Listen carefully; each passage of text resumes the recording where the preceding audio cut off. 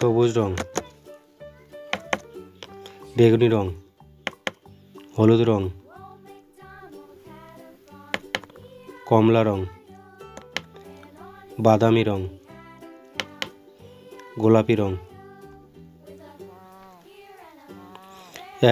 একে চন্দ্র, একটি সূর্য। দুইয়ে পক্ষ, দুইটি আপেল। তিনে নেত্র, তিনটি আপেল। চারে বেদ, চারটি আপেল। পাঁচে পঞ্চবান, পাঁচটি আপেল।